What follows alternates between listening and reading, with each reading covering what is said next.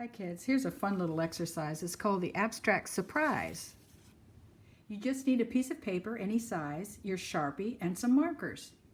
Now the instructions are very simple. You're going to draw 3 straight lines from any edge of the paper to another edge. So I'll start here. I'll draw 1 straight line from this edge to this edge. And do that 2 more times. You're going to do 3 lines from edge to edge. They can go anywhere you want, any direction you want, but just end on the side of the page. And here's a third one. 3 lines that go from edge to edge. Now do 3 curves that go from edge to edge. So I'll do a curve like this. Curve is just not straight. Then do 2 more. Curve. I'm breaking up this space. And then 1 more curve. Let's go around like this. There.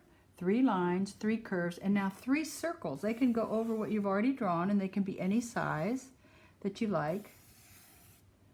All right? And now 3 angled lines, which means it starts on one side of the page, it changes directions, and it can change directions several times before it goes out the page, off the page rather.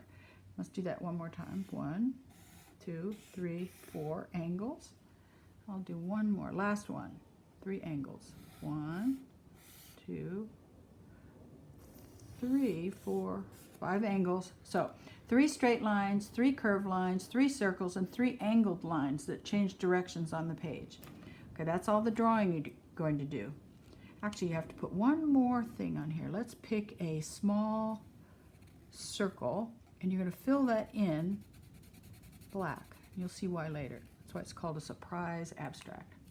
Now you're going to start to color, and what you're going to do is color each of these little shapes that you've created. Don't think of it as a circle, it's just a shape.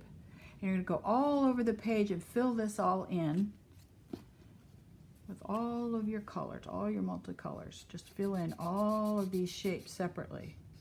It'll take you some time, but that's the fun of it. Take some time.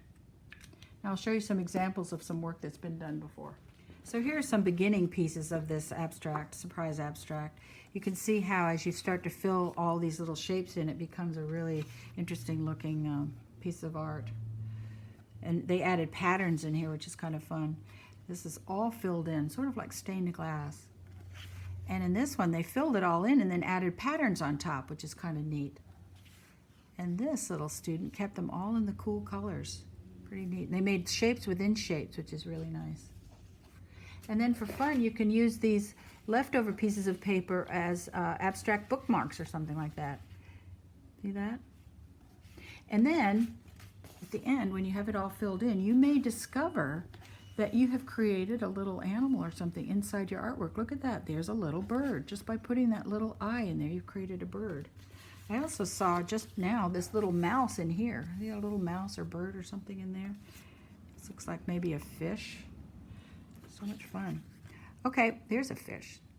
Okay, kids, have fun today. Bye-bye.